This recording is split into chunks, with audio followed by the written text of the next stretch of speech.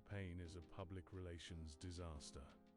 You are a walking press conference, and your emotions are the reporters. Every wince of pain, every flicker of anxiety, every slump of defeat, these are not private moments. They are sound bites, headlines, and you are feeding them to the world, live and unfiltered. You think pain is something to be shared. You think vulnerability is brave. You think if people see you struggle, they will see your humanity and rally to your side. You have mistaken empathy for strategy.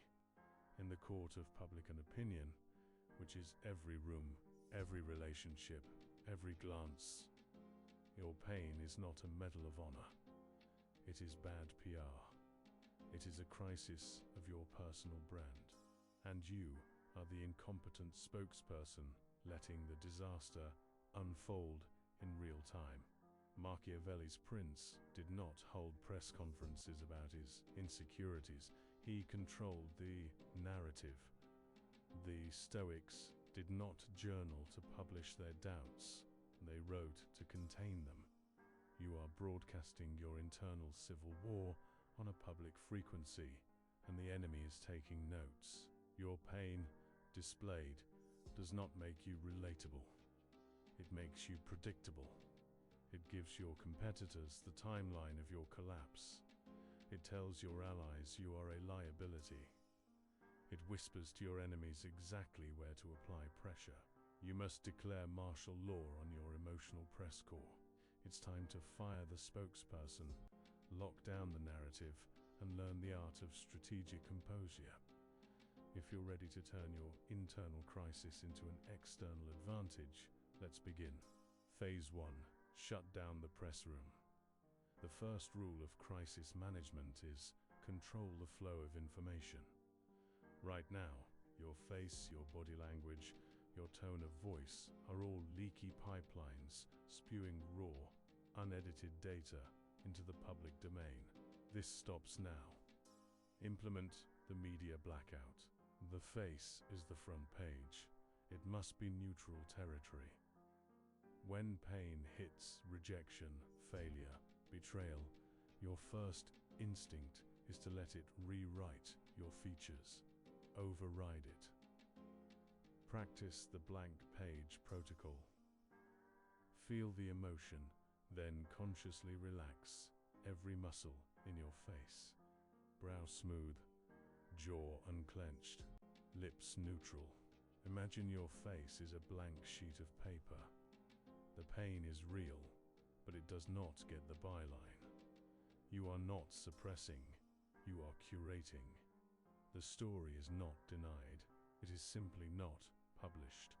The body is the editorial. Slumped shoulders are an editorial titled Defeat. Nervous fidgeting is a column called Unraveling. Your physical form must project editorial control. Adopt a posture of quiet containment. Shoulders back, not in a militaristic way, but as if held by a gentle, invisible wire from the crown of your head. Movements become slow, deliberate, economical.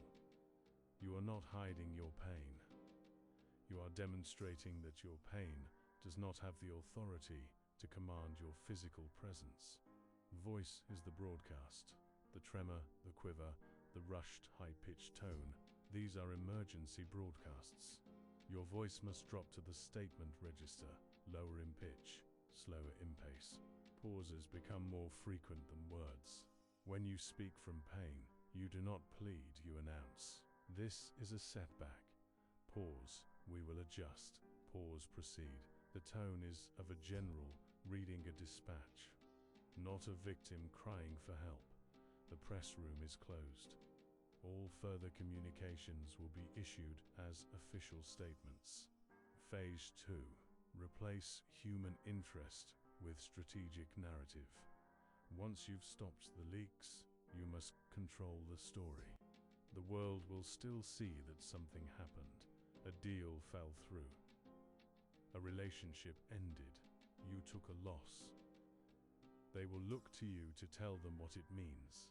You have been telling the human interest story. the story of your suffering, your struggle, your personal ordeal. This story makes you the subject of pity and the object of strategy. You must replace it with the strategic narrative.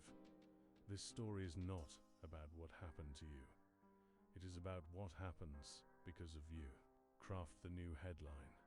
The setback is a strategic pivot. You don't say, "I failed."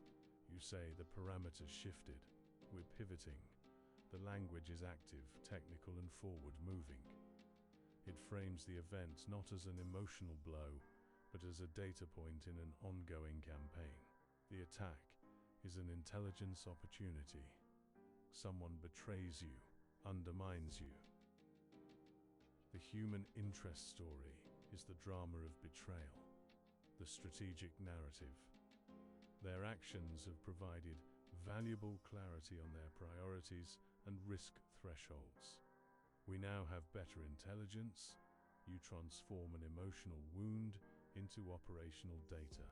The loss is a resource reallocation. You lose money, time, and asset. The old story is grief and scarcity. The new story. This allows for a reallocation of focus toward higher yield opportunities. You frame loss not as deprivation, but as pruning. You are no longer the tragic figure in the story.